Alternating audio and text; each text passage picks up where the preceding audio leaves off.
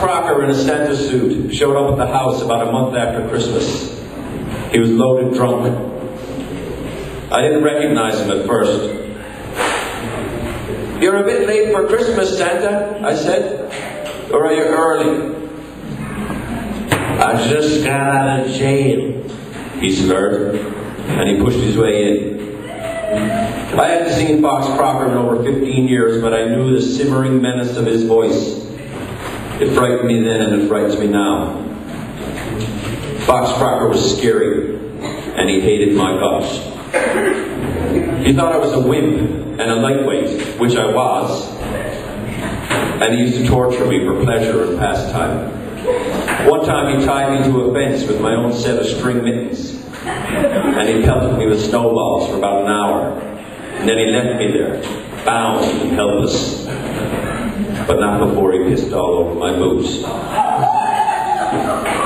We both played softball, me and Fox, with the same band of saucy corner boys. He was older, and regarded at the time as a sicko in a head case, which made him very popular.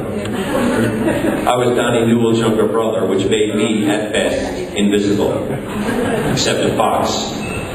He couldn't contain his contempt for my innocence and weakness, and he demonstrated it with regular acts of sinister meanness. I spent years taking wide berths around corners and burying myself in the cover of large groups. It was a relief that around the age of 13, when Fox became too bored or too busy with other corruption to carry out his evil tortures on me. Instead, whenever I saw him, I got a smack in the back of the head and he'd spit at my feet. "Remember that time I pissed on your boots?" he said. "I could do that again." Then he'd walk away laughing, and I'd stand there looking stupid. I could live with it. At least I knew what to expect. And then Fox disappeared. His family moved, and he dropped out of school early to pursue a career in madness. And I heard from my brother that he was doing life in installments, as they say. 2 years for break and enter, 9 months for assault, and so on. In for the winter, out for the summer, just like school, just like a second home. And now here he was at Nan's and Pop's door. I was alone when he arrived, and he stumbled towards the empty couch. "Come here! Sit down," he said. I sat in the chair away from him. "Over here," he demanded. I made my way to Fox like a scolded child. He pulled me in close with a wrenching headlock, and he started talking. "I'm no good," he confessed. "I'm no good at all." "Tell me something I don't know, Fox," I thought. "Oh, that's not true, Fox," I said. "You're good, mate." "No, I'm not," he said, correcting me and tightening his grip. "I'm terrible." And then he went on for an hour telling me just how terrible he was.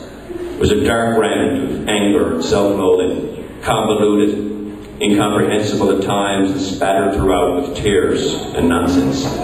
He hated his mother, he loved his mother, he was a bad guy, he was a good guy, he didn't deserve it, and he had it coming.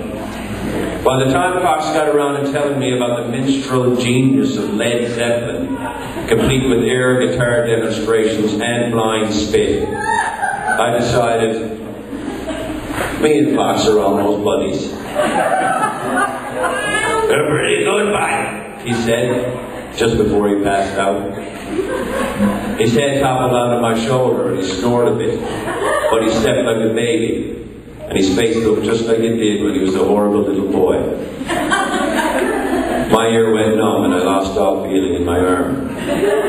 15 minutes later, Fox's head pops up, awake. Ho, gotta go," he said. And I followed him up and I nudged him toward the door. He turned to me just before he left and he looked into my eyes. I thought me and Fox were about to have a moment of reconciliation and forgiveness. And then smack! Open hand right across the back of my head.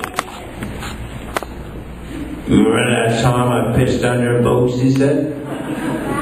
"I could do that again. Thank you."